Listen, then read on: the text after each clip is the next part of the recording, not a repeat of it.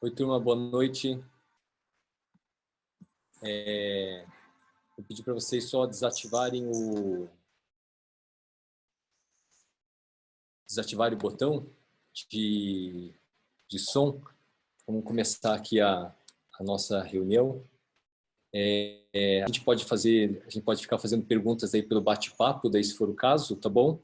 Vocês fiquem bem à vontade em relação a isso daí também, tá? E deixar aqui. Consigo ter o som. Oi, o som tá bom? Ótimo, perfeito. Tá bom.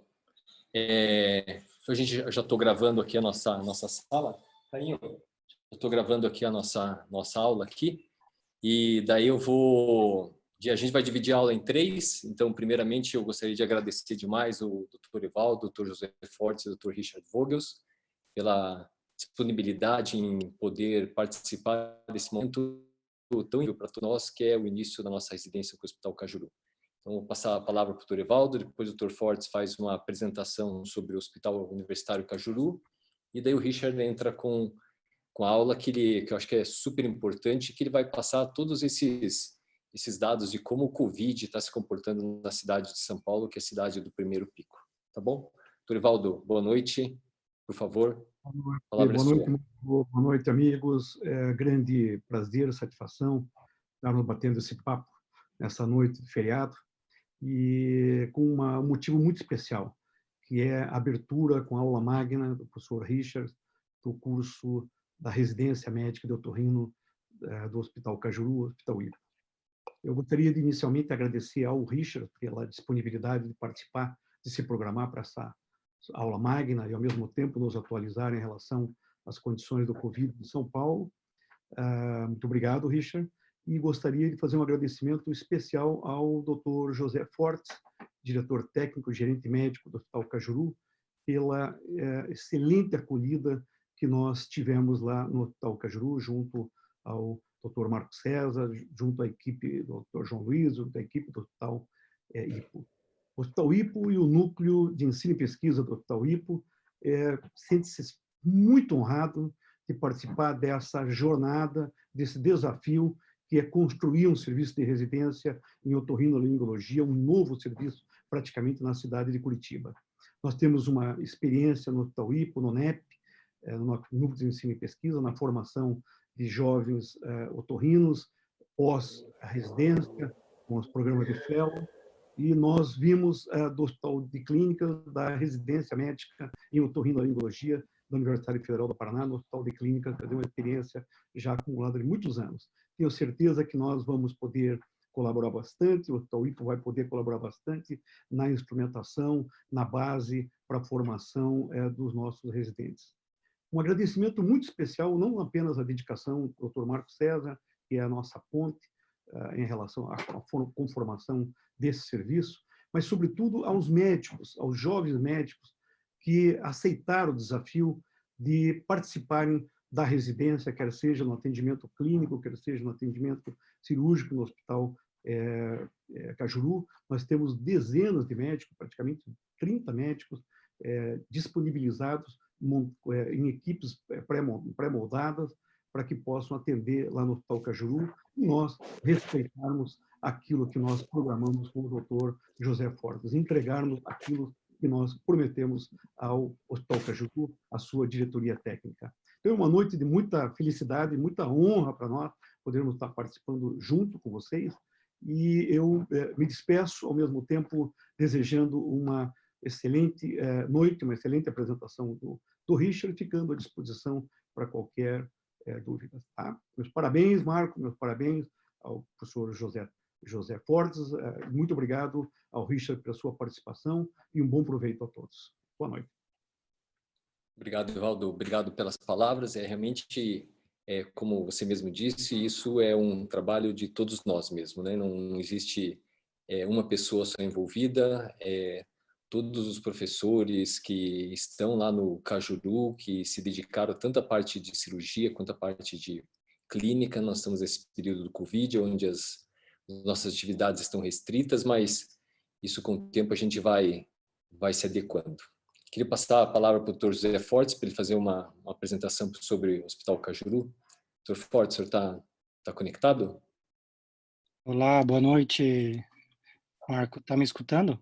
Claramente. Boa noite, doutor. Bem, boa noite a todos, né? Primeiramente, eu gostaria de dar boa noite a todos. É um prazer estar aqui nessa live. Obrigado pelo convite.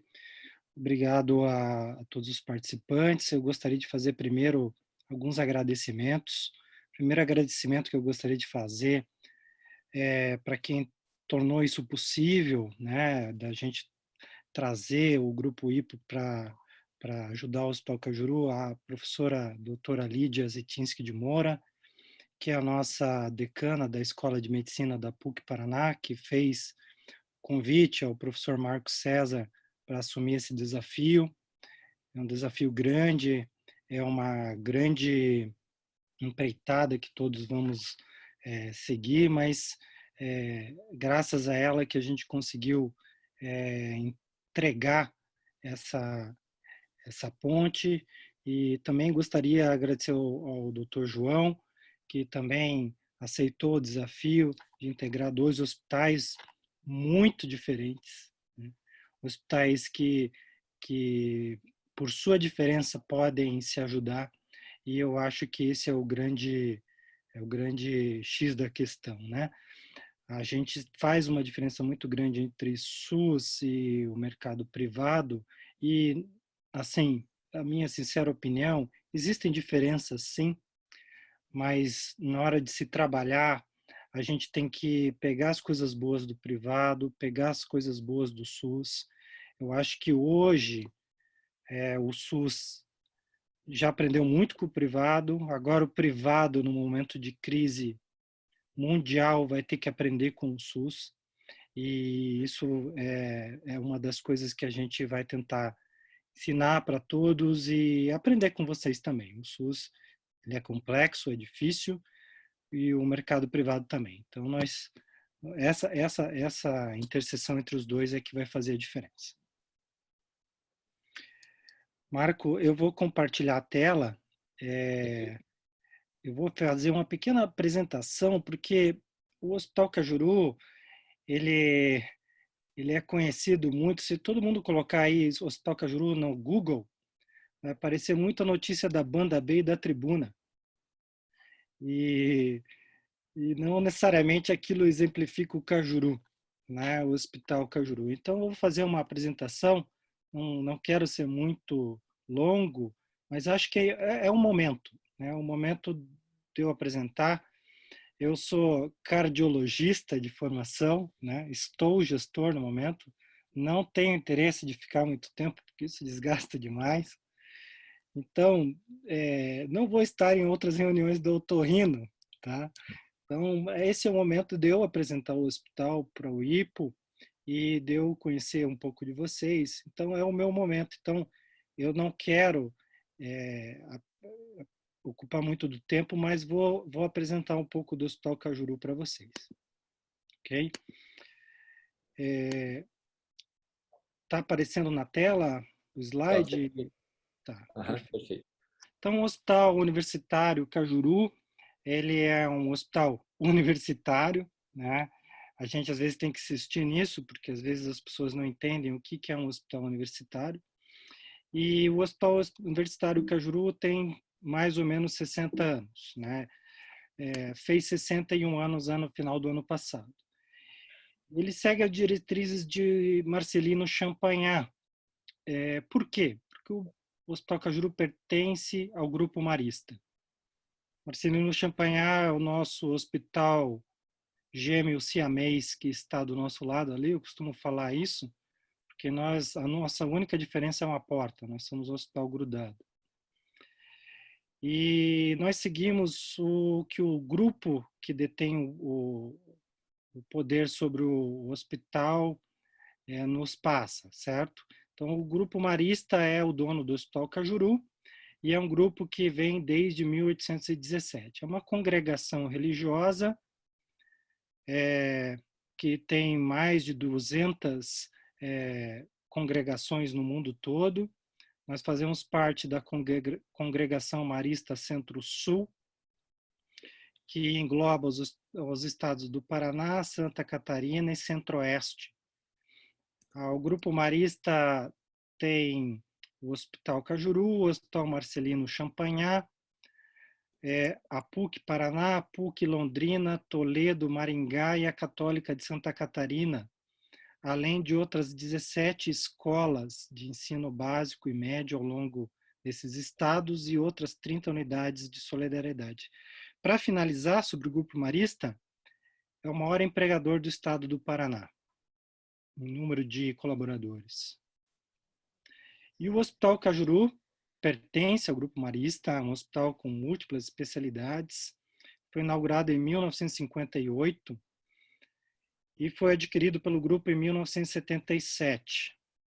Foi homologado em 93 como hospital universitário pelo MEC e o Ministério da Saúde e contratualizou oficialmente com o SUS em 2005. Até então, o Hospital Cajuru atendia o SUS, mas de uma forma diferente de contrato. O Hospital Cajuru foi desenvolvendo vários credenciamentos até 2013, definir que não deveria ter mais convênios e que faria um hospital do seu lado para poder ter os convênios, certo?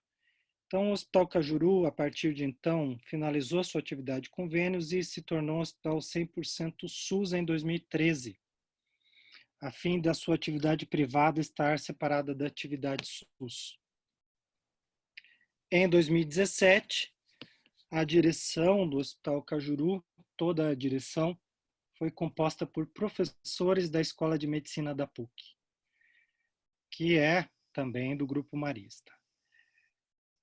Bem, essa direção é formada pelo professor Juliano Gasparetto, diretor-geral, médico, professor da Escola de Medicina, um intensivista formado em gestão médica.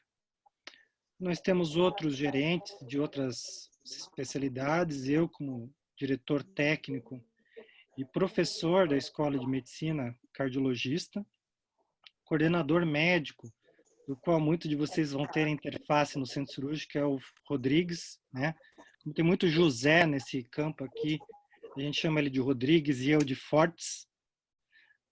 Então, o Rodrigues é o principal interface no centro cirúrgico e o nosso diretor clínico, o professor Jamil Soni, também professor da Escola de Medicina da PUC.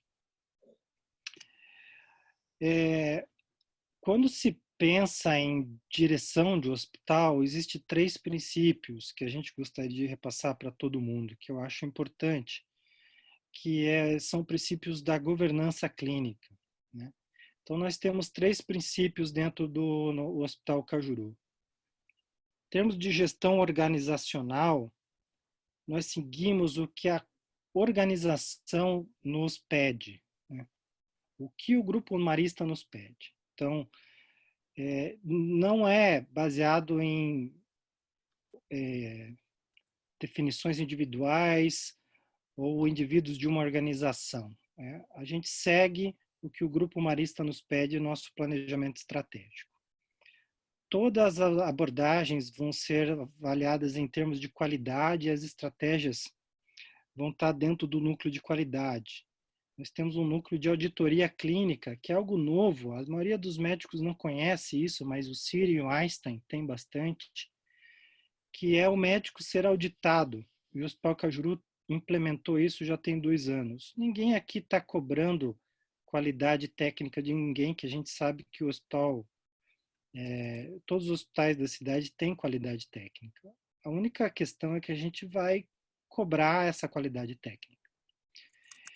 E foco na produção do cuidado. Isso significa que a gente vai procurar o que é efetivo e eficiente, que é o que o IPO faz. O IPO é um hospital efetivo e eficiente, ele é custo eficiente. Ele é um player de sucesso dentro da cidade de Curitiba e nada melhor do que ter dentro do SUS alguém desse tipo. Então, essas lacunas de gestão e cuidados técnicos a gente chama de governança clínica, né? A gestão estratégica feita em base em dados assistenciais, não exclusivamente financeiros. Ninguém aqui está falando que a parte financeira não é importante, mas a gestão estratégica baseada em evidências e eficiência é o que faz a parte financeira funcionar.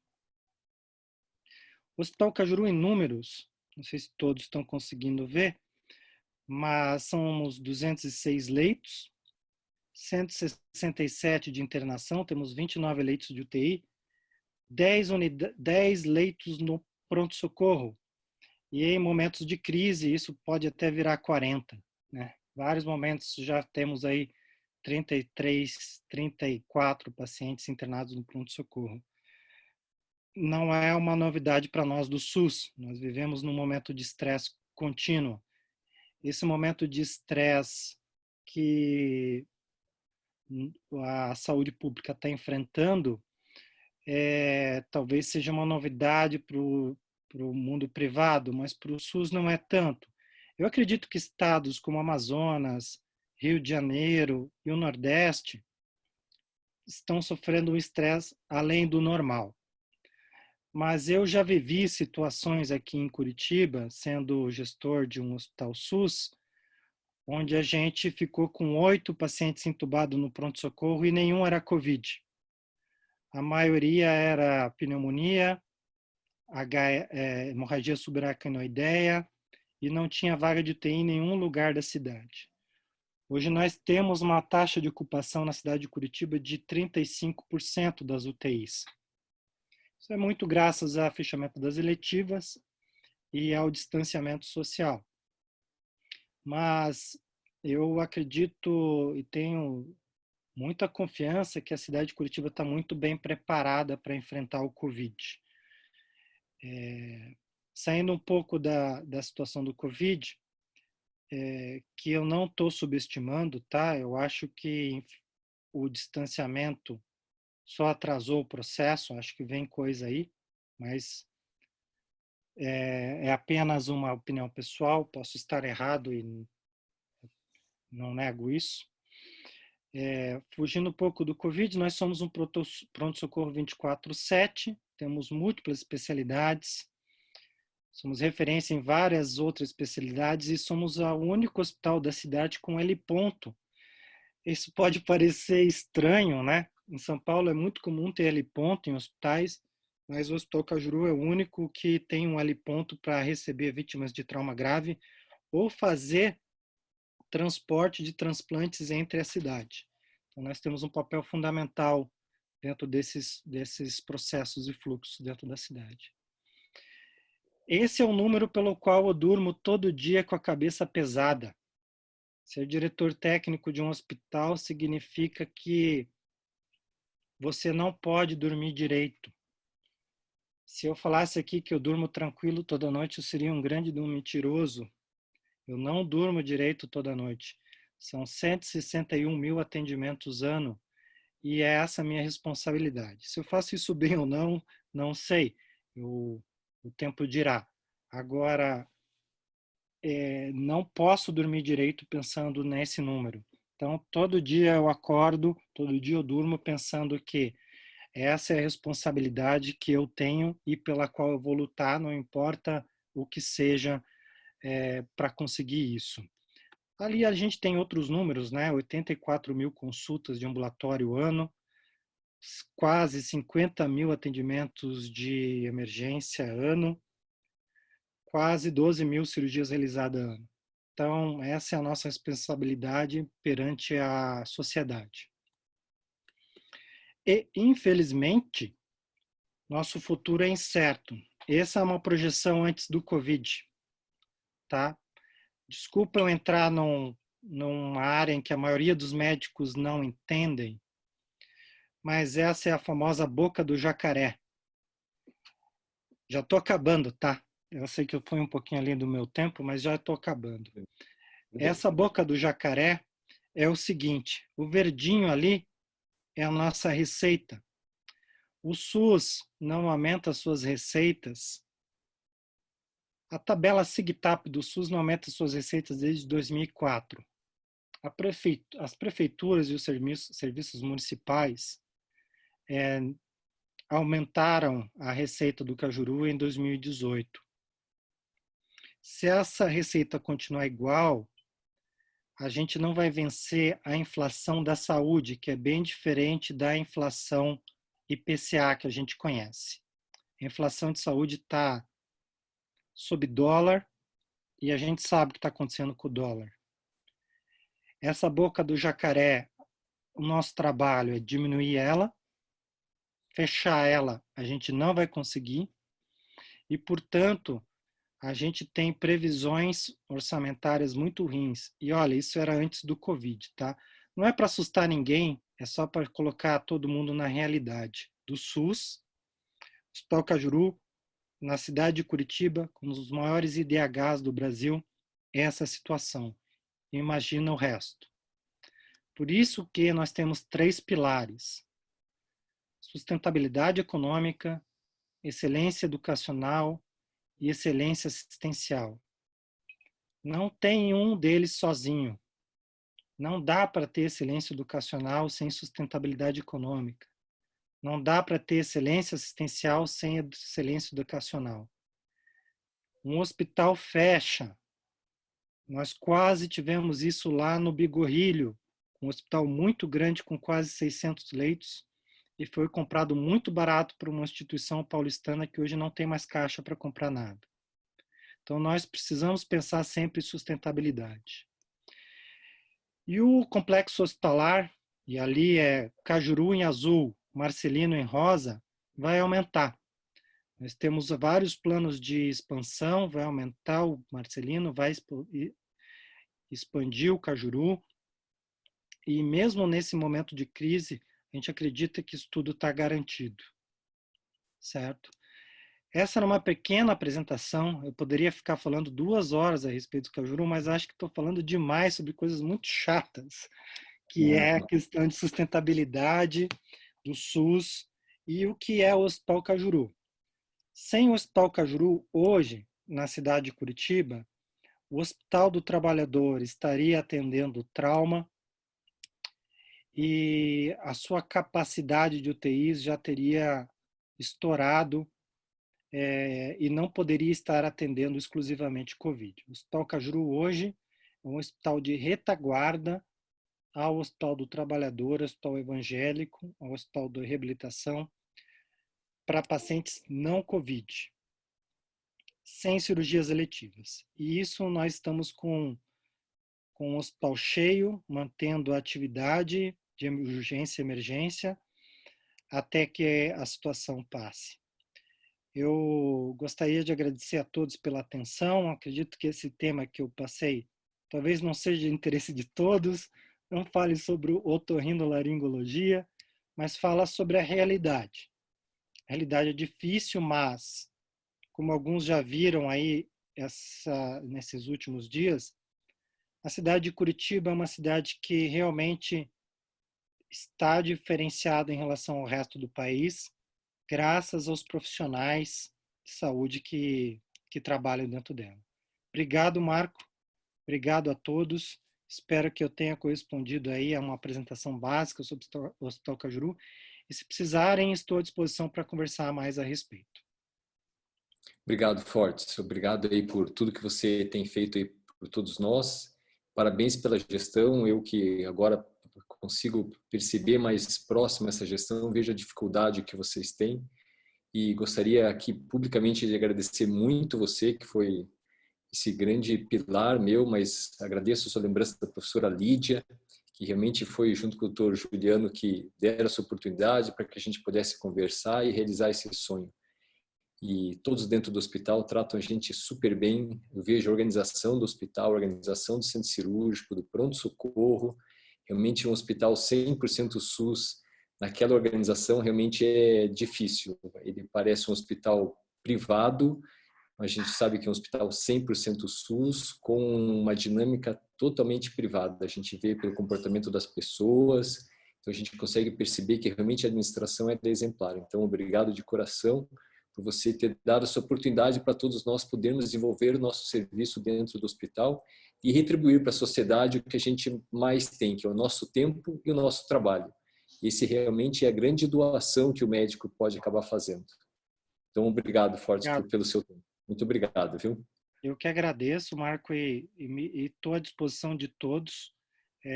Conto com a disposição de vocês e parabéns pela conquista. Você é a grande pessoa que teve essa conquista. Parabéns, Marco. Obrigado, Fortes, obrigado. Queria passar agora a palavra para o professor Richard, que eu acho que despende muitas apresentações, mas, enfim, eu vou comentar rapidamente sobre o professor Richard. Ele, não como profissional, como médico, porque ele é reconhecido mundialmente, isso todos nós sabemos, mas como eu fui inquilino da casa dele durante 4 anos, eu me dou a liberdade de poder conversar, de falar um pouco sobre ele. Quando fiz meu doutorado em São Paulo, na USP, praticamente ele que me acolheu quase todos os dias.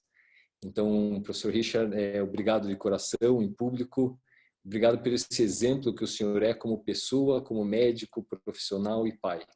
Então, realmente, não poderia ser outra pessoa que me veio à cabeça, a não ser o senhor mesmo, por tudo que o senhor fez por mim, por tudo que o senhor fez pela otorrinolaringologia, por tudo que o senhor fez pela rinologia a nível de Brasil. Então, eu agradeço demais por tudo que o senhor fez e estamos aqui ansiosos pela sua aula. Então, professor Richard, a palavra é toda sua.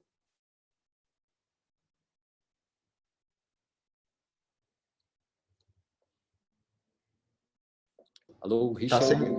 Tá sem áudio. O Richard está sem áudio. Richard, tem que colocar o áudio. E agora, tá ouvindo? Agora foi. Agora tá beleza. Deu. Bom, vamos lá. Boa noite a todos. Primeiro, queria agradecer esse convite honroso. O Marcão, além de ser um grande irmão, né, como ele falou, ficou 4 anos aqui em São Paulo. Foi uma honra para nós tê-lo aqui no nosso doutorado. O Marcos, não sei se vocês sabem, ele fez o estudo dele sobre desinfecção em endoscópios, né?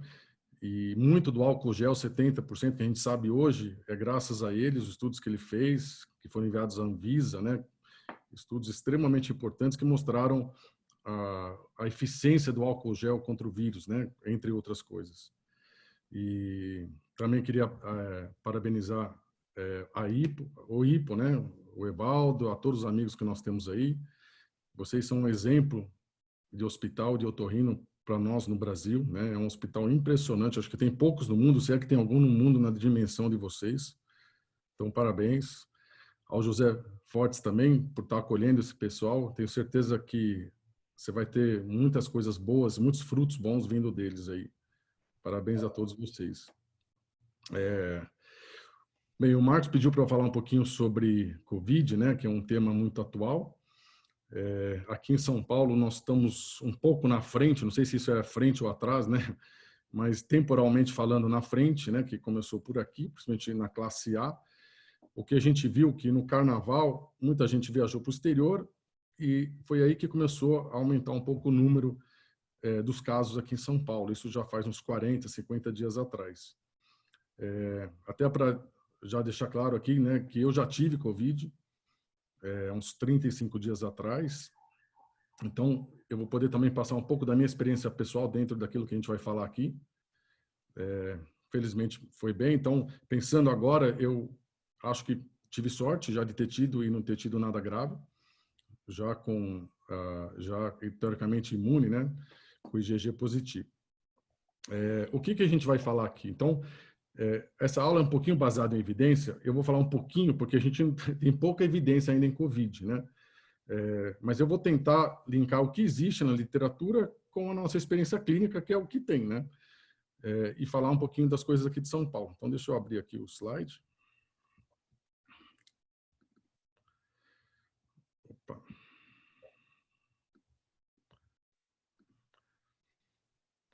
Tá dando para ver bem? Aí, Marcos? Beleza? Ótimo. Então, eu vou começar, eu dividi essa apresentação, ela não é muito demorada, mas eu dividi nos sintomas, né, que a gente tem visto nos pacientes, depois no diagnóstico, o que a gente tem hoje para tentar fazer o diagnóstico dessa situação, a situação em São Paulo dos hospitais, né, a gente tem isso, eu tenho esses dados até de hoje, e depois falar desse assunto controverso que é o tratamento, né? O Marcos vai estar recebendo a pergunta de vocês, aí durante a apresentação a gente pode também tentar linkar com responder as perguntas. Então vamos começar pelos sintomas, né?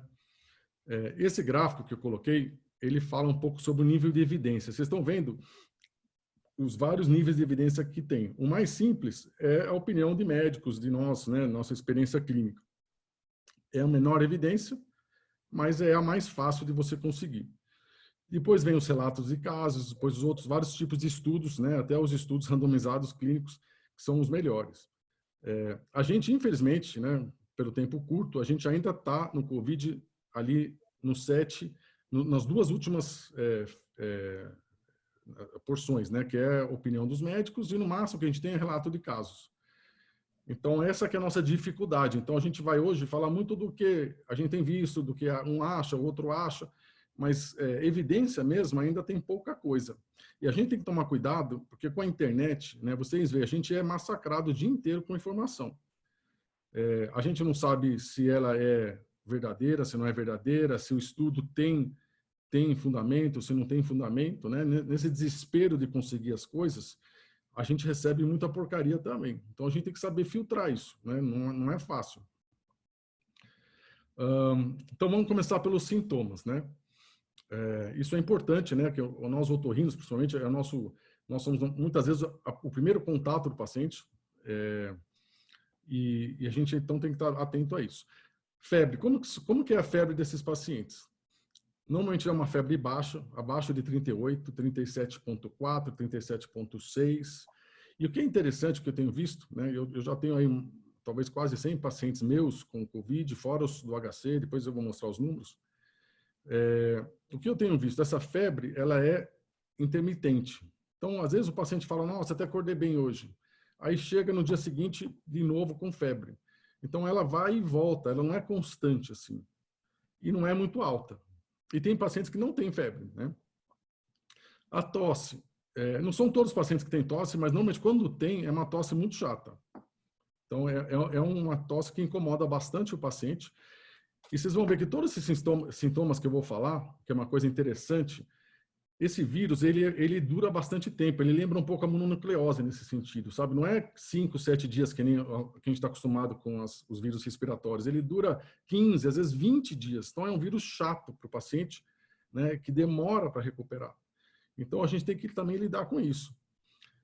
Dor de garganta. A gente tem aqui a dor de garganta. Eu mostrei até, essa é uma foto de um paciente meu, de uns 25 anos, que estava com a orofaringe dessa forma. Então, normalmente, é um aspecto inespecífico que sugere uma infecção viral. Você vê lá uma epidemia difusa, alguns gânglios, mas nada muito específico, não tem ulceração, nada disso. Mas muitos pacientes referem uma dor importante de garganta. A dispneia. A dispneia, obviamente, é o sintoma que a gente se preocupa mais. Depois eu vou falar um pouco mais sobre a dispneia. Mas é o que vai diferenciar, muitas vezes, internar ou não o paciente. Muitos pacientes chegam falando que estão com dispneia, né? Primeiro porque eles estão assustados, né? Fica lendo toda hora na televisão, a dispneia é grave, vai morrer, essas coisas todas. E só de ter tosse, muita tosse, ter um pouquinho de inflamação brônquica, dá a sensação de dispneia, né? Eu mesmo fui um paciente que tive muita tosse e principalmente na hora de dormir, eu tinha um pouco de falta de ar, sensação de falta de ar. Mas para a gente confirmar isso, tem que realmente medir a oximetria, ver se está tendo queda dos níveis de oxigênio, para você definir se o paciente realmente está tendo alguma dificuldade respiratória ou não. Anosmia e hiposmia, que tem muita relação com a nossa especialidade, né? Acho que todos aí vocês viram que é uma queixa frequente dos pacientes.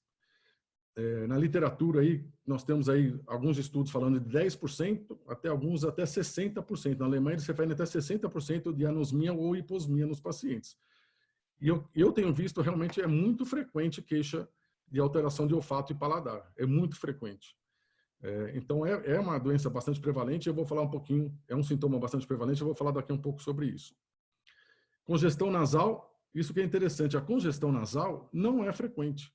Eu mesmo, por exemplo, não tive nada de congestão nasal, nada de coriza, e é muito frequente o paciente realmente falar, no nariz eu não tenho nada, ou no máximo tenho alteração do olfato.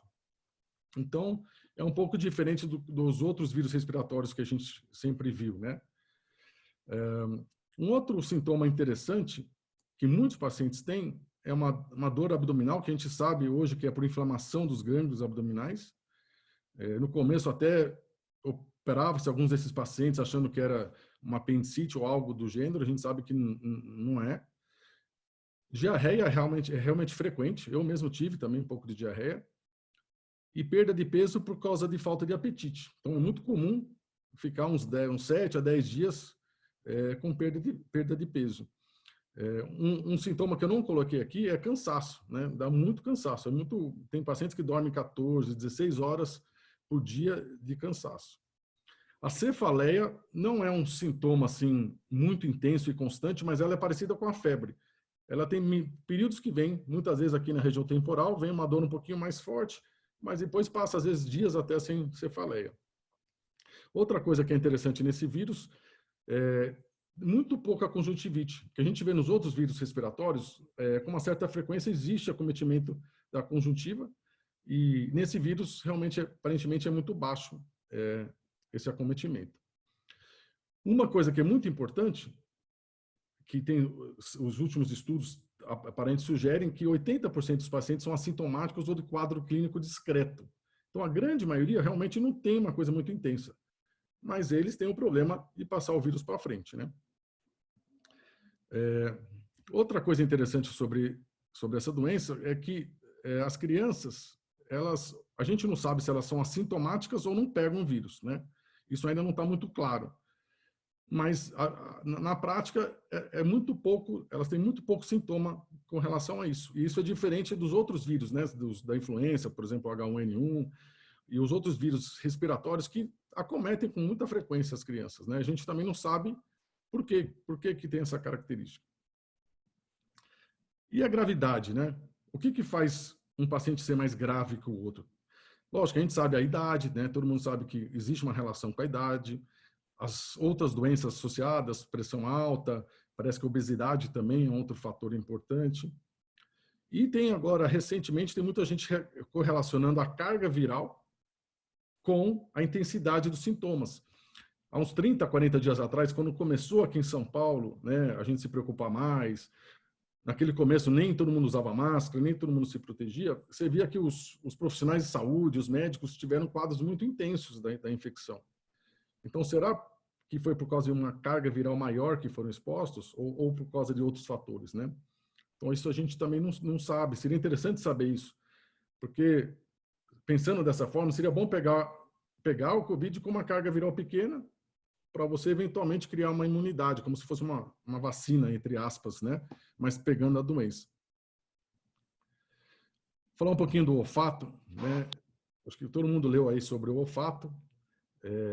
Hoje a gente sabe que é muito comum e é diferente dos outros vírus respiratórios, porque os outros vírus respiratórios podem acometer o olfato, mas a prevalência disso é muito baixa, né? A gente pega no consultório de vez em quando, fiquei um resfriado, perdi o olfato, mas isso é muito pouco. E nesse vírus, por alguma razão, ele tem um tropismo muito intenso para essa região, né? Esse é um trabalho do Richard Doty, lá da Pensilvânia, com o pessoal do Irã, lá deles, que demonstra isso. E a gente agora, lá na faculdade, a gente começou a fazer várias linhas de pesquisa nessa área de olfato.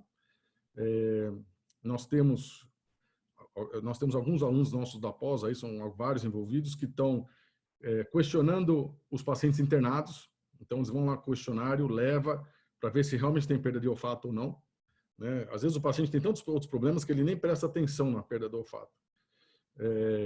A gente também está fazendo isso para os pacientes de modo geral, mesmo os não internados. Nós vamos procurar avaliar se essa anosmia e essa hiposmia, se ela volta, né? A minha impressão clínica é que volta.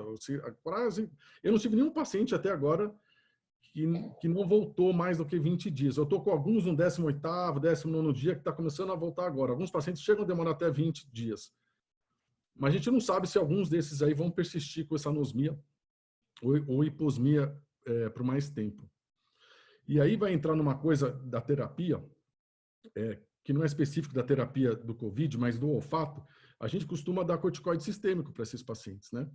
Aí fica aquela dúvida, será que a gente vai dar corticoide ou não para esses pacientes com anosmia, né? E a gente não tem essa resposta. Tem alguns estudos que falam contra usar corticoide sistêmico em Covid, Recentemente tem alguns que dizem que é bom para diminuir o processo inflamatório, e a gente fica meio na dúvida de dar ou não, né? É uma coisa pessoal minha, né? É empírica. Eu tenho dado corticoide depois do 10º dia de sintomas, porque a gente sabe que nos primeiros 10 dias é que a gente vai ver se aquele paciente vai ter um quadro mais grave ou não. Então, o paciente passou do 10º dia, está bem, passou, não tá mais, não tem dispneia, não tem mais nada, mas mantém a anosmia, e isso é razoavelmente frequente. Na dúvida, eu tenho dado corticoide, porque ficar sem olfato também é muito ruim, né? Mas é uma coisa empírica isso aí, não é baseado em nada. Então, e outra coisa que nós temos feito agora desde a semana passada é tirar o bulbo olfatório desses pacientes que vêm a falecer, né? E a gente está fazendo um banco de tecido disso para fazer aí também estudos a respeito desses pacientes mais graves que vieram a falecer do Covid. Então, isso também é uma coisa que a gente está fazendo em paralelo. E depois, quando eu falar mais para frente de alguns tratamentos, vocês vão ver que é interessante algumas coisas que têm sido achados lá no serviço de verificação de óbito nesses pacientes.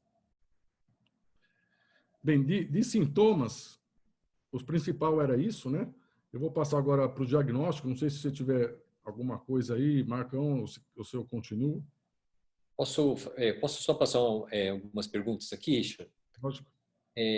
Sobre uma pergunta assim, sobre dor no corpo. Acho que você já explicou que tem aquela reação abdominal, que isso pode justificar a dor no corpo que os pacientes apresentam, né? Essa é uma pergunta. A segunda é se a alteração do olfato, que foi perguntado pela Cíntia, se pode ou não piorar o prognóstico da doença. E daí o Alessandro está perguntando se vocês têm utilizado algum teste objetivo para a disfunção do olfato. Essas 3 perguntas, então, a princípio.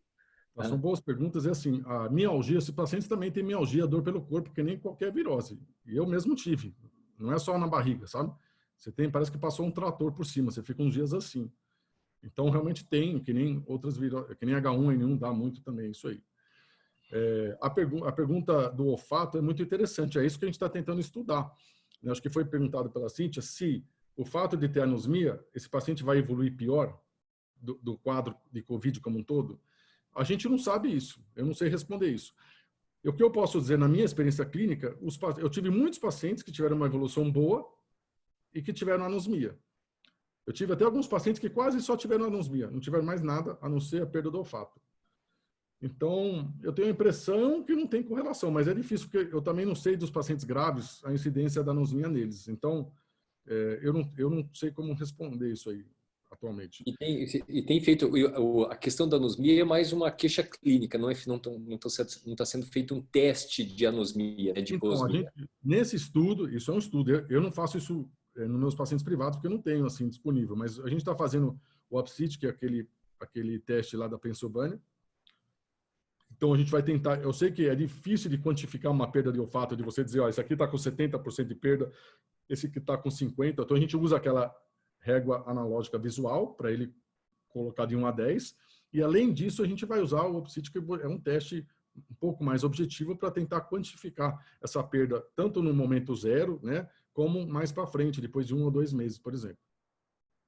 Tá. E última pergunta, se dor no olho, se lê alguma coisa sobre o aumento de dor no olho pode ter alguma relação com o prognóstico, assim?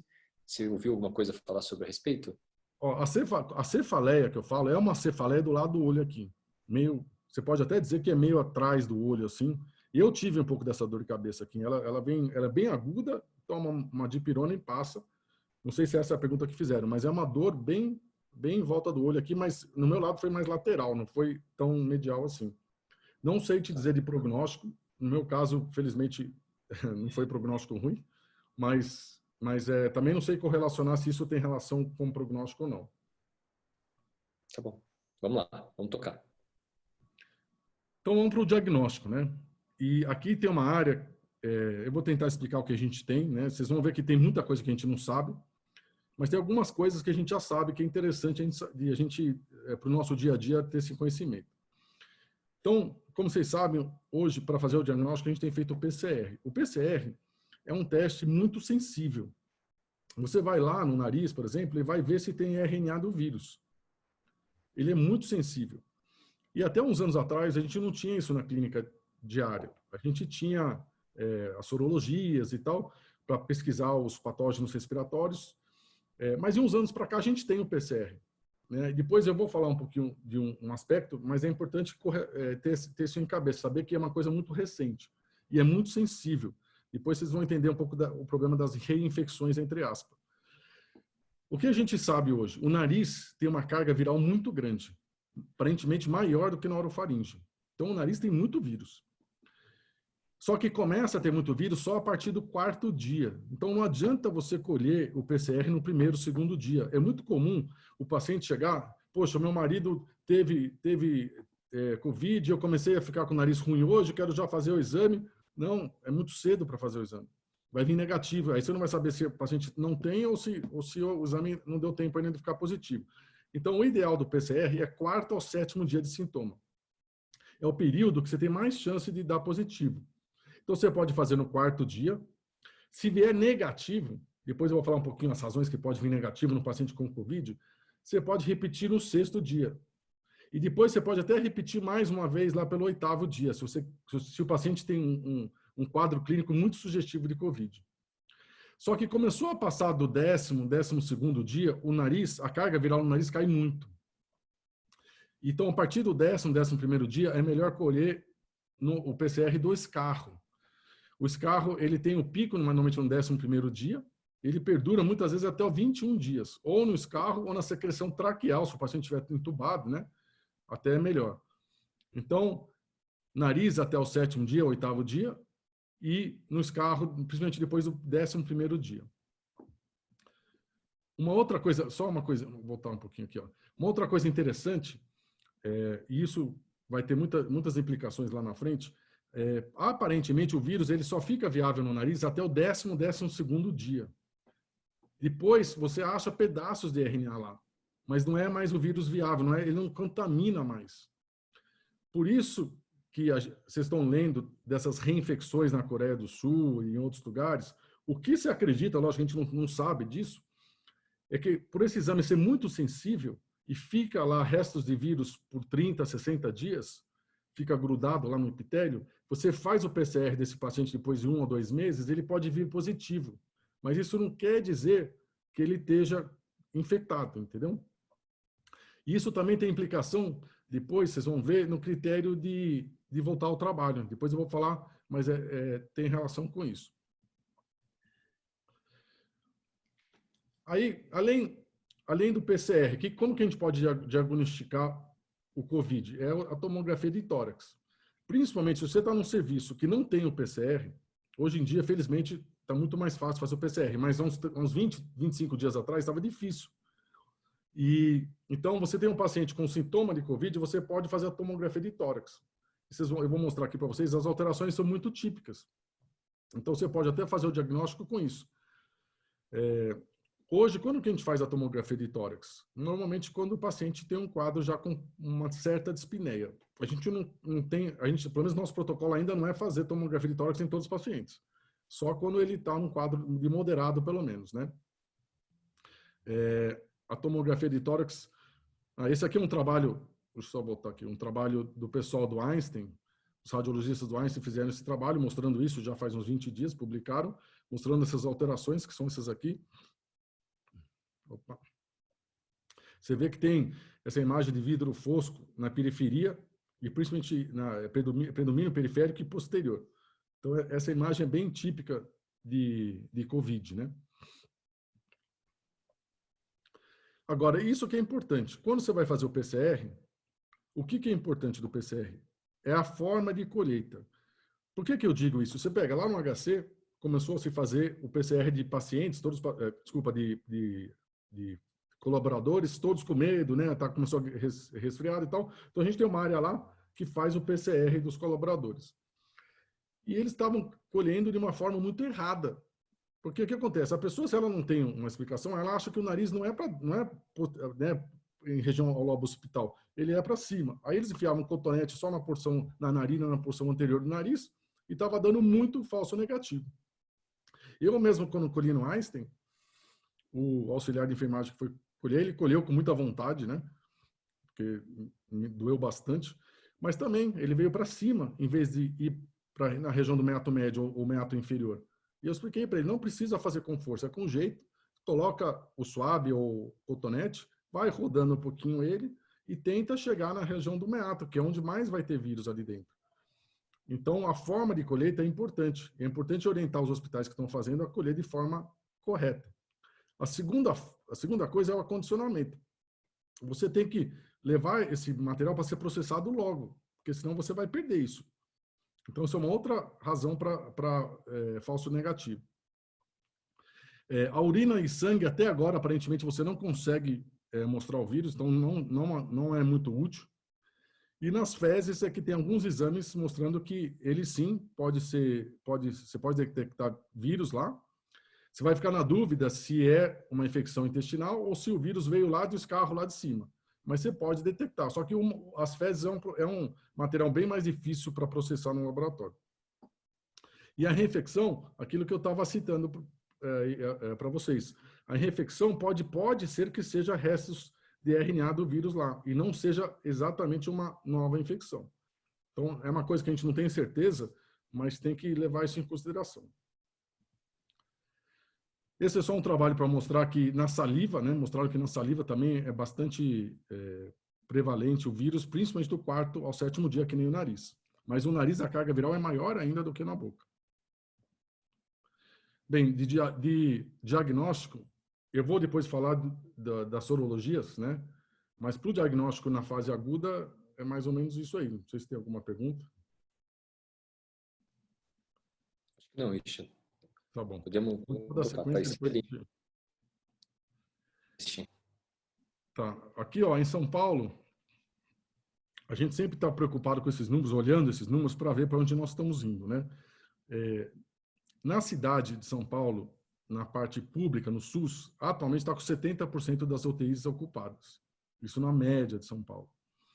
No HC, eu pus 93%, porque é o máximo que eles ocupam. Agora não está recebendo mais paciente de fora e tem esses 5% para os pacientes que estão na enfermaria, em outro lugar, ainda tem alguma UTI para ser ocupada. Agora, só é recebido o paciente se tiver alguma alta lá, ou óbito, né? Então, o que a gente está vendo, o crítico, a gente já sabia isso, é unidade de terapia intensiva. Você vê, no HC, a gente tem 1.000 leitos para Covid. Lá tem no total 2.500 leitos. Foi separado o Instituto Central inteiro para Covid, 1.000 leitos, sendo 200 de UTI e 800 de enfermaria. A enfermaria está tranquila. Você vê que tem 143 leitos só ocupados. Aqui em São Paulo foi feito o hospital de campanha no Pacaembu, no AMB e no Ibirapuera. Também estão muito pouco. O Pacaembu ainda tem 80 de 200 leitos ocupados, mas não são UTI. O AMB nem está montado ainda, são 1.800 leitos que estão previstos lá. Eu acho que lá só está, acho que nem 100 estão ocupados. E Ibirapuera nem montado está. Então, a grande demanda é UTI. Então, aqui a gente está chegando próximo da capacidade máxima na cidade. O interior ainda está mais tranquilo. Então, uma das coisas que está se cogitando é eventualmente levar esses pacientes para o interior, caso venha a ser necessário. E eu sei, por exemplo, o Einstein já recebeu um aviso aí do governo do estado que isso deve ter acontecido com os outros hospitais privados também, que caso necessário, eles vão ter que receber pacientes SUS também nos hospitais privados, caso venha a ser necessário. Agora, o lado bom, que eu tenho acompanhado todo dia, eu recebo o relatório do Einstein, do Sírio, né, e dos outros hospitais privados, é que já faz um tempo que lá tem caído o número de pacientes. Você vê que o Einstein está com 39 pacientes na UTI, isso é de hoje, e 83 internados. Já chegou a ter quase 200 internados e uns 80 ou 90 na UTI. O Sírio é a mesma coisa. Então, pelo menos na classe mais diferenciada, que foi onde começou também a infecção, talvez pela quarentena, o isolamento social, digamos, precoce, o fato que nessa camada social, aparentemente, o vírus está estável para diminuir. Uma coisa interessante, então, por causa disso, as cirurgias eletivas em São Paulo estão liberadas já faz uns 10 dias, na rede privada. Quais são os cuidados que têm se feito, né? Eu mesmo operei alguns pacientes já. Quando é criança, se faz o PCR da criança e da família, na véspera ou na antivéspera. Então, o paciente só vai para a cirurgia se o PCR vier negativo. E, obviamente, a proteção da equipe, vocês sabem bem de tudo isso aí, mas isso é feito com bastante cuidado também. Com relação ao tratamento, o que é importante no tratamento? A intubação precoce. Isso é muito importante, é uma coisa que já está bem clara. Então, o paciente internou. A internação também, uma coisa que mudou também é razoavelmente precoce. Começou a ter um pouquinho de dispneia, um padrão respiratório, 22 frequências ou mais, é melhor internar e cuidar desse paciente internado. E a intubação também precoce, não espera o paciente ficar ruim. Começou a ter uma certa dificuldade, é melhor sedar e intubar. Estou falando tratamento, tinha algum lugar, não sei se eu pulei, eu tenho algum lugar das sorologias, deixa eu voltar, porque talvez eu tenha pulado, das IgMs ou IgGs, né? Bem, eu falo isso por último para vocês, mas ainda falta falar das sorologias aqui. Vamos falar do tratamento, que é o mais controverso, né? E eu vou falar o que existe aqui. A gente sabe que não tem nada demonstrado que funciona, né? Por mais que a gente queira, né? A gente quer que tudo funcione, mas não tem. Mas eu vou falar, pelo menos, o que existe, né? Espera aí. Alguma coisa está errada aqui.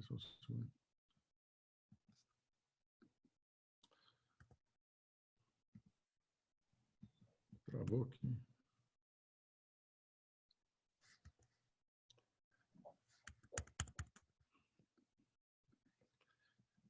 O computador é fogo, né?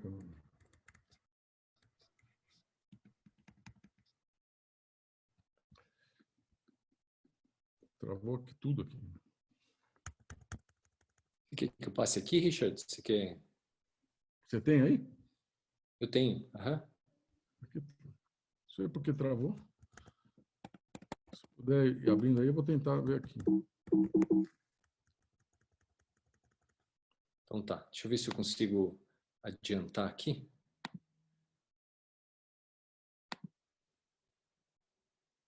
Apareceu aí?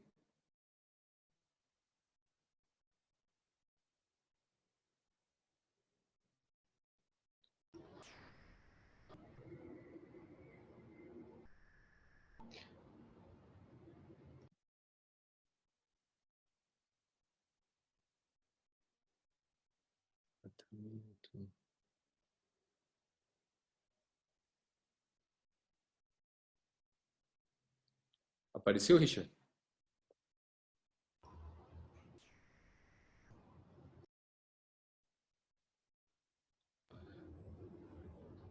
Apareceu, agora apareceu. Agora apareceu. Se quiser passando pelo meu, Richard, você pode passar, que daí eu vou trocando aqui. Agora tá ouvindo? Estou ouvindo. Tá ouvindo? Estou ouvindo. Ah, tá. Travou aqui tudo, não sei o que aconteceu.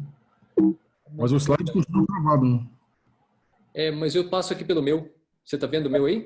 Ah, é o seu que está passando aqui? É o meu, é. Ah, tá bom. Então pode passar. Próximo, por favor. É ótimo. Bem, então, o mais aí conhecido, pelo menos o controverso, não sei, é a hidroxicloroquina, né, com azitromicina. Que nem eu falei, é muito difícil você demonstrar qualquer tratamento desses que funciona, porque você não vai fazer um duplo cego randomizado nessa fase. Então, é complicado, sabe?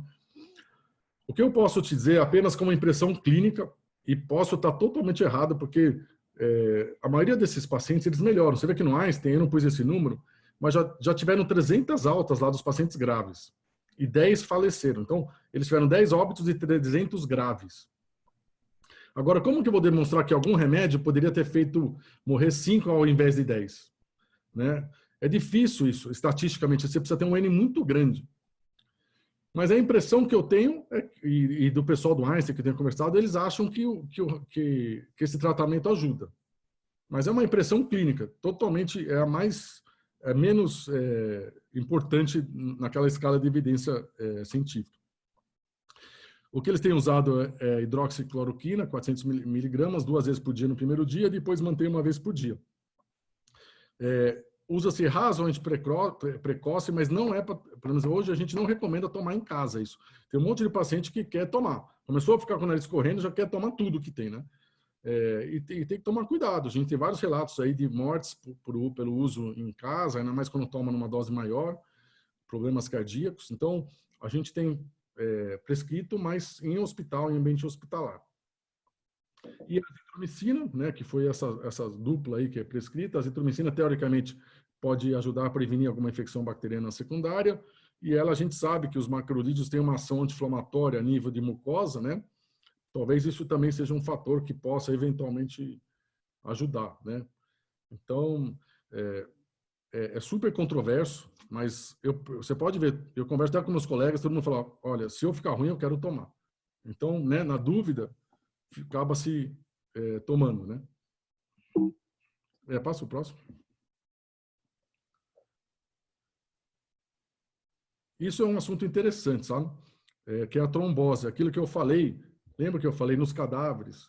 Lá o pessoal do Pepino, que é o Paulo Saldiva, que é o chefe da patologia lá do hospital, eles já fizeram a autópsia de 15, na sexta já tinham feito a autópsia de 15 espécies e 10 já estavam estudados. E o que eles têm visto, entre outras coisas, é muita trombose a nível pulmonar, né? E talvez esse vírus ele é trombogênico, ele leva muita trombose, e isso é que está dando essa insuficiência respiratória muito intensa desses pacientes. Eles têm esse trabalho... Pode passar o próximo? Você vê, esse trabalho é deles, aí, que já foi publicado, da Eunara, que esse aí, ó. A Eunara é minha colega de turma, ela é uma graça e é excelente profissional, essa aí. E eles têm esse trabalho lá na faculdade, também está sendo, eles já têm um protocolo clínico sendo empregado no Sírio. Então, talvez aí tenha talvez uma ramificação nesses pacientes mais graves, eventualmente se conseguir dar algum anticoagulante aí nessas fases aí, de evitar isso, né? É uma perspectiva que existe. Pode passar.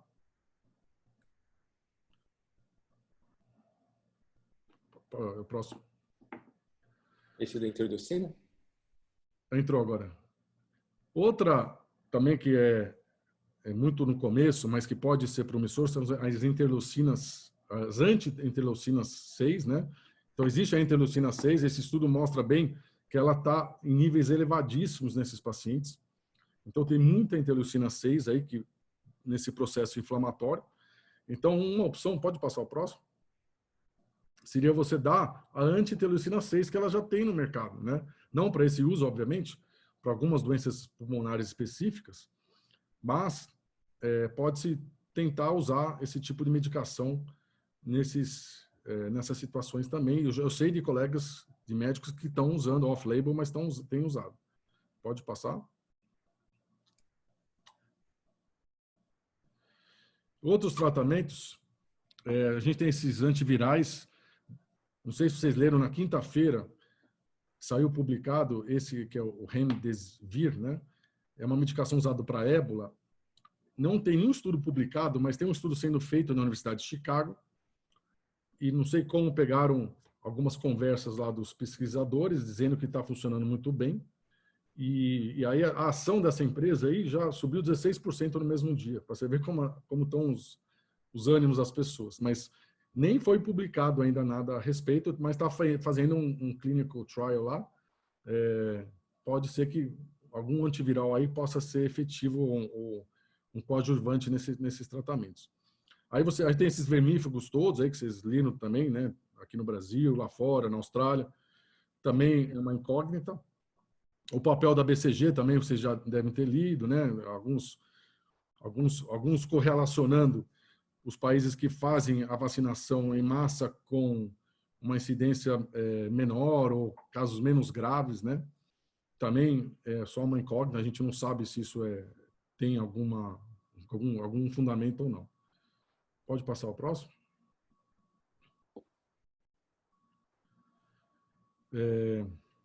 Esse é de voltar ao trabalho. Depois, Marcos, a gente tenta usar... Eu pulei o do IgG e o IgM, não sei onde está aí na apresentação, mas depois se a gente conseguir achar. Mas essa aqui é uma grande questão que a gente sempre os pacientes nos trazem. Quando que pode voltar ao trabalho, né? fez o PCR, lá tem sintomas de Covid, PCR positivo, e agora, né? O que a gente vai liberar? Então, é difícil. Eu vou falar o que a gente tem aqui. O que mais tem sido usado é baseado na clínica do paciente. 3 dias que o paciente está sem sintoma. Então, ficou 3 dias sem sintoma, a princípio, poderia se liberar para o trabalho. O que a gente estava usando antes, principalmente para profissionais de saúde, era o PCR negativo. Agora, aquilo que eu falei, né? O PCR pode perdurar positivo e a pessoa não ter mais vírus viável na parte respiratória. Então, ele fica meio questionável a utilidade do PCR, né? E, por último, o IgG, eu acabei não falando do IgG, espero que a gente possa pegar os slides e falar, mas o IgG, principalmente por imunoensaio, se ele está positivo, ele, teoricamente, a pessoa está imune, né? A não ser que a pessoa pegue 2 vezes esse vírus, mas tudo leva a crer que não. Então, esse é óbvio que está liberado. Mas eu vou falar para vocês do IgG. O problema do IgG é que ele tem demorado muito para virar, né? Os laboratórios falam que 15, 20 dias após os sintomas ele começa a dar positivo, mas na prática a gente tem visto, eu tenho pacientes que fazem com 20 dias, ainda está baixo, não está 0, mas está baixo. Ele só tem virado agora com 30, 40 dias. E a gente não sabe ainda, como é um exame novo, nem os laboratórios sabem no direito ao normal, sabe o que é normal, o que não é. Então, a gente ainda está nessa fase. Se você conseguir passar os slides de IgM e IgG, Marcos, eu acho que seria legal a gente falar. Eu não achei esse slide, não. Então, deixa eu falar sem slide, mas só para vocês saberem, existe IgA, IgM e IgG. Existem os 3, né? Que você pode dosar. O IgM, ele aumenta na fase aguda, como a gente sabe isso, como nos outros vídeos, né? Tem pacientes com os quadros mais leves que o IgM nem chega a aumentar.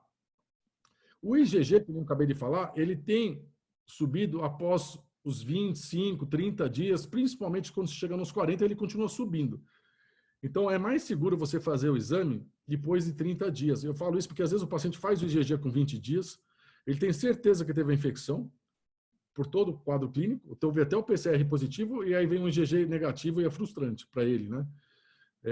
E a gente tem os testes rápidos, que são por imunocromatografia, que vocês viram que o Brasil importou um monte, acho que quase 1 milhão desses exames da China. Só sábado que chegou agora uma remessa da Coreia do Sul. Mas esses que vieram da China, eles têm errado 75% das vezes. Então, um exame que erra 75% é complicado, né? É aquele teste rápido que você põe uma gota de sangue, parece aquele teste de gravidez, sabe? E aí ele muda de cor. Aqui em São Paulo, tem alguns laboratórios, não os laboratórios grandes, mas uns menores, têm colhido o sangue. Ele vem na casa, a pessoa colhe o sangue e faz o teste rápido lá no laboratório. Cobram mais ou menos uns 200 e poucos reais. Só que isso aí, que nem eu falei, ele tem muito erro. E aí, o que está acontecendo em São Paulo? As pessoas que importaram, tem pessoas jurídicas que importaram, eles estão tentando vender esse exame para empresas, para laboratórios menores. E é um exame que é muito falho. Aqui o Fleury rejeitou, o Einstein rejeitou, todos os laboratórios rejeitaram. Agora está vindo esse da Coreia do Sul, que parece que é melhor. Acho que até o Fleury, se não me engano, vai fazer esse também. O melhor é fazer o por imunoensaio, que pode ser ELISA ou outros imunoensaios. Ele, se der positivo, ele é mais seguro. O problema é que tem muitos pacientes que ainda está vindo negativo, ou porque fez muito precoce, que nem eu falei, ou também tem muito paciente fazendo que não teve sintoma, ele quer ver se está imune. Então tem uma grande... Às vezes a família inteira chega para mim, eu quero fazer em todo mundo, sem sintoma nenhum, só para saber se ele já está livre disso aí. Então, se você for num laboratório, você vai ver que a porcentagem de IgG positiva ainda é pequena. Talvez por essa soma, pode ser que o exame também não seja muito... ele tenha muita sensibilidade, mas ele não tenha... ele não pega... Desculpa. Se ele der positivo, ele é muito fidedigno, mas ele dá muito falso negativo. Pode ser também, a gente não sabe, né?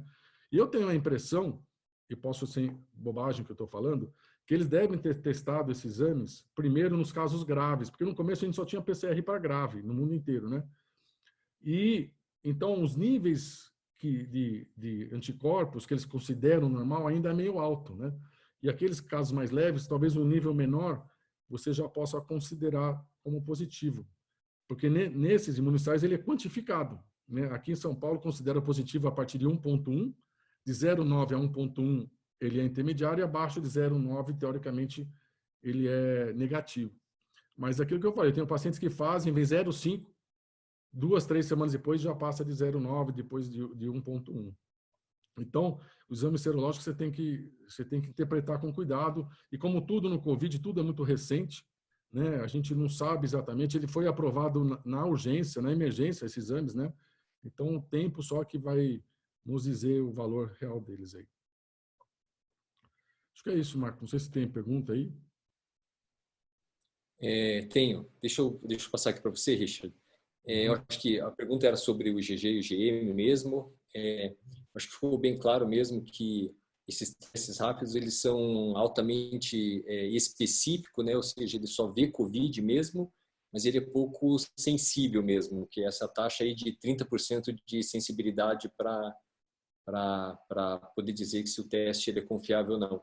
Acho que isso acaba sendo mais para nível de governo, né, Richard? Eles vão fazer um monte desses testes, ele deve jogar em cálculos estatísticos para ter uma ideia do que a população pode estar apresentando ou não, né? Tipo de cunho prático, acho que para a gente é muito pouco, né? O Marco, você vai abrir para perguntas na áudio? Em áudio, não? Lógico. Todo mundo pode mas perguntar. Por que o Zé Alexandre entra na minha frente? Porque eu sou José, você é Alexandre, só por isso. Os dois. Ai, mas é um sacana. Pode perguntar, Zé, fala, Zé. Richard, eu queria te parabenizar. Eu te conheço há muitos anos. Você é um sujeito que preza pela humildade. Você falou muitas vezes, a gente não sabe, eu tenho impressão, eu acho, eles acham, o laboratório não sabe, tudo. Indo contra esses epidemiologistas aí que estão nadando de braçada. E a gente sabe que não tem experiência para isso, né? Ninguém viveu isso aí. E você acrescenta a sua experiência, a experiência própria. Quer dizer, você teve a doença, então você sentiu esses sintomas e tudo, e mostra a coisa de uma forma muito, muito direta, muito objetiva. Umas coisas que você falou me chamaram a atenção e eu já tinha ouvido, e a gente só ouve, vamos dizer, nessa imprensa louca que está aí, em determinadas fontes, que os hospitais estavam, sobretudo os hospitais privados, o número de internados do Covid tinha diminuído ultimamente. E realmente você veio comprovar com isso aí, com os seus números do Einstein e do Círio. A questão da cloroquina, no meio médico todo mundo diz que quer tomar se tiver o problema. E o governo e alguns governadores e tudo batem.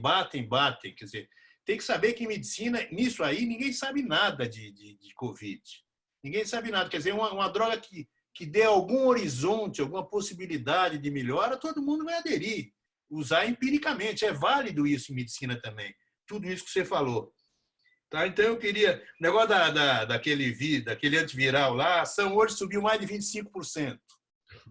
Quer dizer, política, é dinheiro, tem muita coisa envolvida aí. Eu não sei, mas você apresentou muito bem, deu uma visão muito clara para todo mundo disso aí. Tá? Queria te parabenizar e te dar um abraço. Obrigado, Zé. Obrigado pela amizade aí. O Zé é um querido aí. Muito obrigado. E a verdade é isso que você falou. A gente não sabe nada. E é difícil você lidar com isso. Cada dia um aprendizado. É duro, viu? Posso fazer uma pergunta? É o seguinte. A Alemanha, eles fazem uma propaganda dizendo que porque a Alemanha testou e que ela conseguiu mais ou menos, porque ela testou muito, certo? E como ela testou muito, o resultado é que deu para controlar as coisas na Alemanha.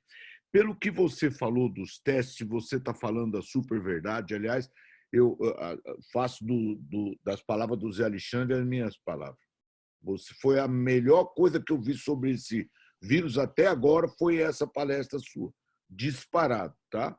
Eu não sei se é porque a gente é amigo e tal, é mais fácil de entender porque a gente fala a mesma língua, mas você explicou muito bem. Até eu, certo? Consegui entender esse troço, eu não entendo nada disso.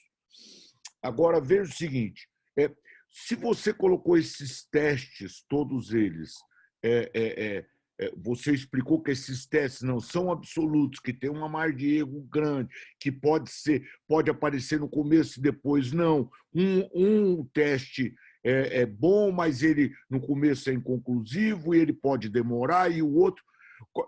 Como se está falando que o que vai resolver o problema é do país e o que vai resolver o problema de todo mundo é testar todo mundo, então, a hora que você fala esse negócio dos testes, eu queria que você me explicasse, então, sabe? Como que funciona, porque só isso que eu não entendi. Se eles dão tanto valor para esses testes, por que não... Pois eu queria que você me explicasse isso. Oi, Alexandre, também obrigado aí pela amizade aí toda, desses anos todos aí, uma honra ter você também aí com a gente. Vai. O PCR, aquele exame que a Alemanha está fazendo todo mundo é o PCR, que nem também foi feito na Coreia do Sul. É aquele que ele vai, passa o cotonete na garganta e no nariz e você vai ver se tem o RNA do vírus. Ele é muito sensível esse exame. Se ele vem positivo, se ele fala é positivo, esse paciente tem o vírus ou teve o vírus no nariz. Pode ser que só seja pedaços de vírus, mas ele já teve esse vírus. Então, o que eles estão tentando fazer é passar o cotonete, digamos, em todo mundo lá, para ver se ele está com o vírus. Se está com o vírus, essa pessoa já se isola e toma os cuidados de isolamento social. Então, isso que eles estavam fazendo. Agora, existe uma segunda etapa, que é tentar ver quem já tem anticorpo. Porque quem tem anticorpo está liberado para trabalhar, a princípio, teoricamente. Pois é, por isso que eu fiz a pergunta. Então, nesse quesito que ainda não está tão bons os exames. Pode ser que eles fiquem... Eu não estou falando que eles são ruins, não me entenda mal, mas eles ainda são imprecisos, sabe? Se você faz uma sorologia com eles e ele vem positivo, poxa, beleza, aí provavelmente você realmente está imune. Agora, se ele vem negativo, pode ser um problema do exame, pode ser um problema do tempo, da janela que você fez, tem que esperar mais um tempo. É que nem a mononucleose demora também para o GG ficar positivo, o GM vem antes. Então você veja a dificuldade que é essa discussão que existe no país todo sobre quando que se volta ou não a trabalhar. É muito difícil de responder isso. Oi. É muito difícil. Fala, Paula, o que você acha? Não, desculpa, estava ouvindo, desculpa, só... Continua, desculpa. Não, mas eu estava falando que a conversa com o Richard é muito difícil decidir. Como vai decidir baseado no quê? Tipo, se você... É ciência, como diz aquele Mandretta lá, Mandretta, sei lá. É tudo ciência, não tem ciência. A ciência não sabe.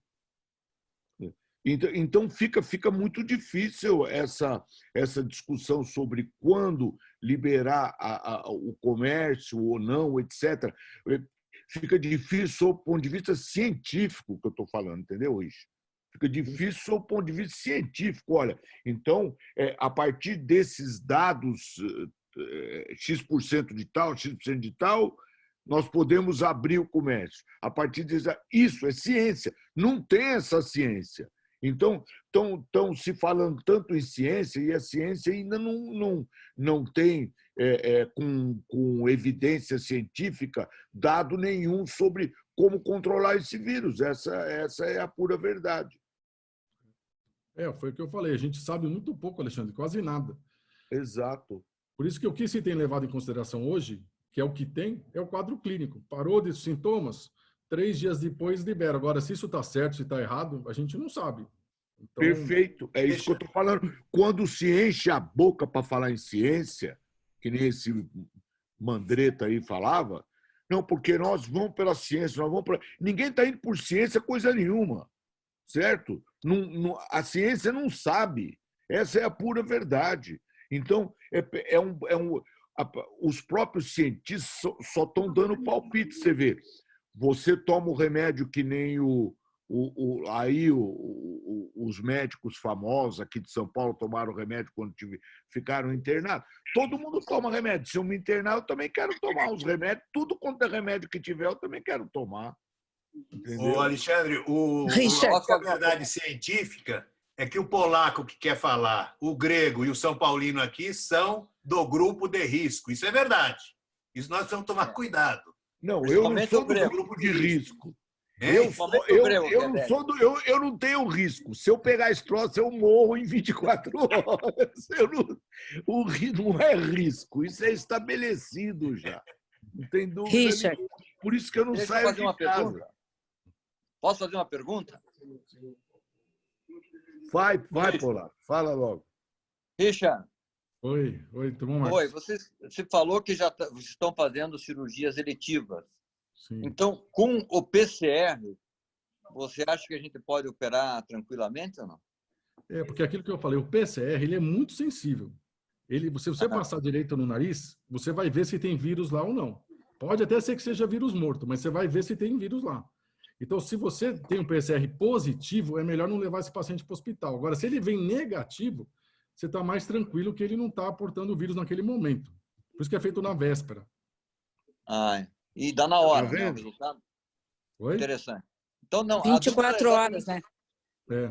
Claro, o Marco César outro dia deu uma conferência aí por internet para a gente aqui, para o Instituto Filipe, explicando toda essa problemática. Ou seja, nada é absoluto, mas todo mundo fica tentando ver como se movimentar no meio dessa confusão toda, sabe? A Renata... Doutor Richard, Fala, hoje desculpa, saiu... Não, é que saiu um estudo hoje da Carolina do Sul de 368 pacientes com resultado, nenhuma evidência de que a cloroquina com a azitromicina funcionou. Então, eram pacientes graves e a maioria morreu. Então, saiu hoje, ainda não está publicado, mas eu acabei de ler esse artigo.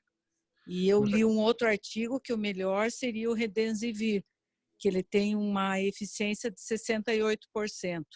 O que você acha?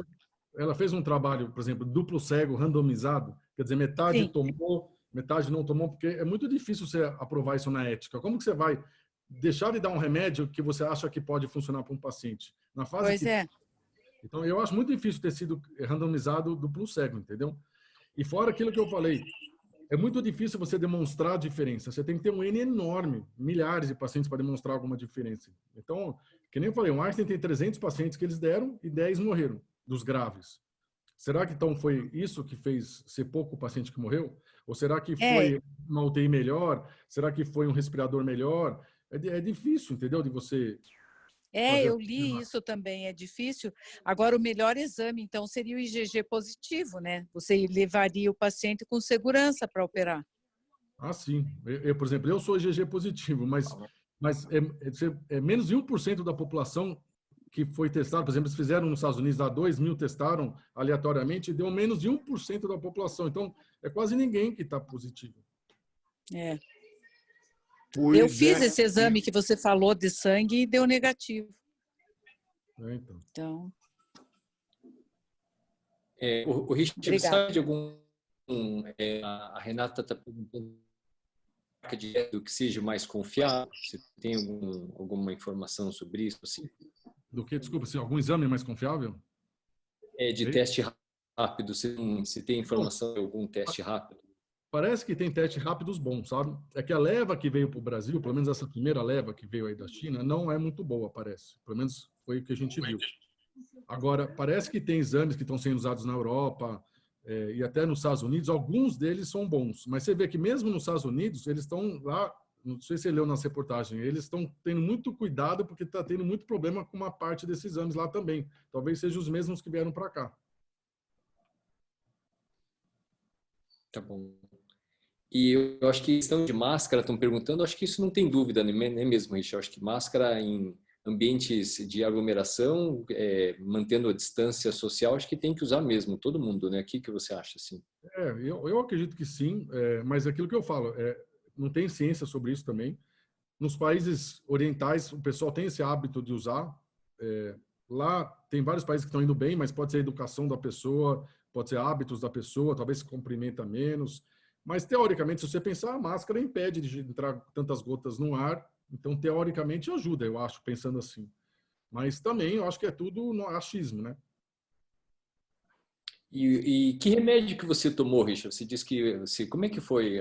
Que medicamento que você tomou, que você usou assim de cunho prático mesmo? O que você faz para os teus pacientes assim? Qual que é o teu receituário na prática mesmo? Ó, eu tive lá bem no começo, né? Já faz quase 40 dias. No meu caso, o que eu tive muita tosse, foi muito chato. Na hora que deitava, tossia, até dar um pouco de falta de ar. Eu tinha febres, e aquilo que eu falei, fiquei 10 dias tendo febre altas e baixos, perdi uns 2 quilos. Tive um pouquinho de diarreia e um pouquinho de cefaleia. Mas em nenhum momento eu fiquei preocupado de achar que eu estava ficando grave, qualquer coisa assim. Mas se eu subisse um andar de escada ou 2, eu ficava muito cansado, assim. Mas a minha frequência respiratória ficou boa, a oxigenação ficou boa. Então eu acho que eu tive um caso intermediário para leve, assim. Mas eu só tomei dipirona, só, não tomei mais nada. Agora, se eu tivesse que pior, tivesse ido para o hospital, eu tomaria a cloroquina. Não tenho dúvida que eu tomaria, na dúvida. Mas, assim, empiricamente, né? Não é nada comprovado. A Renata está perguntando sobre Xarelto ou Clexane, de indicação 1. Então, esses anticoagulantes todos, como eu falei, tá no começo. A gente está descobrindo que tem trombo nesses pacientes. Esse é o primeiro passo. Será que realmente isso é um fator? O segundo passo é ver qual é o tratamento que vai ser eficiente, qual é a dose, em que momento que vai dar. Será que você vai dar para todos ou só para os graves, né? A gente não sabe nada disso, só para os idosos. Qual é o grupo de pacientes? Porque a gente também vê que tem grupo de pacientes que vão pior que outros. Você vê que lá nos Estados Unidos, os africanos e os hispânicos estão tendo uma evolução pior. Será que é da raça? Será que é menos assistência médica, né? Não sei. E outra coisa, só para esclarecer a pergunta da Aline sobre o PCR. Então, o PCR, se me corrija se eu estiver errado, ele faz a identificação do vírus no seu corpo. Se Isso. você tem o vírus ou se você não tem o vírus. Mas ele não fala se você está imunizado ou não, né? Acho que isso é importante entender, porque só quem vai te falar se você está imunizado é o IgG elevado, né? Então, o PCR é para saber se você entrou em contato com o vírus, mas não quer dizer se você está imune ou não, ou se você está transmitindo ou não. Estou errado? Só no RIG. Não, exatamente isso. O PCR vai ver se tem material genético do vírus. Ele é muito preciso por causa disso. Ele vai, olha, tem material genético Covid-19, a gente sabe que esse paciente está infectado. Agora, se ele vai ficar imune, a gente tudo leva a crer que ele vai ficar imune, né? Mas não é uma relação 100%, entendeu? O melhor dos mundos mesmo é o seu caso, né? Que é que todo mundo queria estar, né? Com o IgG positivo, né? Isso, isso mostra que você realmente é um abençoado, né? Mas tá bom. Mais alguma pergunta assim de alguém? Ô, Richard, eu acho que é mais ou menos isso. Só perguntar uma pergunta do Caio sobre azitromicina ou claritromicina. Faz alguma diferença de utilização? Caio, é uma boa pergunta, né? O colega que começou a fazer isso lá atrás e o pessoal está reproduzindo o protocolo usou a azitromicina, né? Os clínicos usam muito a azitromicina, nós otorrinos usamos pouco, né? Eu acredito, sinceramente, que a claritromicina deva ser similar. Mas, na dúvida, como a azitromicina, que está funcionando nessa dose com essa medicação, com a cloroquina, acaba se dando isso aí, né? Não vai ficar testando também agora outro antibiótico. Mas eu acho que é muito provável que deva ser similar, se é que funciona, né? E esses pacientes que você atendeu, Richard, alguns ficaram com alguma sequela? Ou depois de 30 dias todos voltaram com atividade normal, vida normal, tanto desempenho físico, respiratório, assim, principalmente? A última coisa que volta, Marcos, foi o que aconteceu comigo também, é o fôlego, sabe? Eu fiquei um mês, mesmo depois sem sintoma, mas se eu corresse um pouco mais, ou jogasse, sei lá, corresse na rua, que às vezes eu corro, eu cansava muito, muito rápido. Tipo, muito, muito mais rápido que antes. Então, isso demorou. Agora eu estou 100%, mas demorou. Eu diria que demorou um mês para ficar 100%. Eu estou achando que quando se eu pegar esse vírus, eu não vou perceber, porque fôlego eu não tenho faz muito tempo, não vai fazer nenhuma diferença. Eu acho que foi mais ou menos essas perguntas. A última uma pergunta só da Renata aqui, mais uma pergunta. se estão acontecendo algum trabalho científico nos hospitais em comparativos com o plasma, o corticoide mais a claritromicina, a cloroquina, e em relação ao grupo placebo. Acho que é difícil realizar esse trabalho hoje, né, Richard? Tem trabalhos nessas áreas todas, mas não ao mesmo tempo comparando um com o outro. Estão usando o plasma aqui no Sírio, no AIS, eu mesmo estou para doar meu sangue. Tem trabalho com cloroquina, né? Mas você vê que saiu recentemente, não sei se viram, da Prevent, dizendo que funcionava, só que nem aprovado na comissão de ética estava, e um trabalho muito mal feito. Então você tem todo esse problema, sabe? Mas trabalho tem um monte, de todas as áreas. Acho que só lá no HC eu vi a lista, tem uns 50 trabalhos com a Covid. Tá bem. Mas a Renata perguntando se... a minha dúvida é se tem grupo placebo só com tratamento de suporte. Então, grupo placebo é difícil de você aprovar. Como que você, assim, eticamente falando, nessa situação específica, entendeu? Se você acredita que a droga funciona, nesses casos graves, é difícil, sabe? Acho que não é difícil aprovar. Tá bom. Richard, eu acho que você quer fazer alguma consideração, alguma coisa assim que você queira encerrar? Posso fazer uma pergunta? O Alex quer fazer uma pergunta. Fala, Alex. Queria saber o que você recomenda para a gente. Eu estou trabalhando assim, não normalmente, mas estou trabalhando. O que você recomenda para a gente testar? De quanto tempo? Qual tipo de teste? É uma boa pergunta. Todo mundo pergunta isso aí, viu, Alex? Assim, o ideal é você fazer o IgG. Aquilo que eu falei, vai demorar 30, 40 dias depois que você teve o contato com o vírus para ele virar. Mas assim, para você ver se você está imune, não precisa tomar tanto cuidado, né? Porque atualmente lava a mão 50 vezes por dia, para você lavar só 10, 15 vezes. É o IgG. O IgG é que vai te dar segurança, a princípio, que você está imune. O resto não tem muito valor. Tem que ser, o ideal é fazer pela imunissaio, que tem no Sírio, no Fleury, no Einstein, eles fazem por ELISA. Beleza. Uma consideração final, Richard, só para a gente encerrar a aula e deixar de tomar o seu tempo precioso, hein? Eu queria agradecer a oportunidade aí, você, que é meu irmão, a todos os amigos aí de Curitiba, de São Paulo, né? Tantos amigos aí juntos, saudades de estar pessoalmente com todos vocês aí, né? É duro ficar em casa. Eu ainda vou no HC, tenho essa, não sei se é felicidade ou não, mas de ficar tanto em casa, eu acho que até é uma felicidade poder, às vezes, trabalhar, né? E agradecer a vocês todos aí. Muito obrigado aí pelo carinho. A gente que agradece, Richard. Acho que foi super esclarecedor, assim, você tem uma didática sensacional e conseguiu deixar nossas cabeças em ordens, porque são tantas informações desencontradas e você acabou juntando todos os caquinhos e montando aí essa xícara direitinho dentro da nossa cabeça. Então, obrigado de coração, outra vez, sem palavras de agradecimento. Realmente, tudo que a gente sonhava era ter você aqui, ter todos esses amigos aqui presentes. Então, difícil citar o nome de todos, mas obrigado de coração pela presença de todos vocês.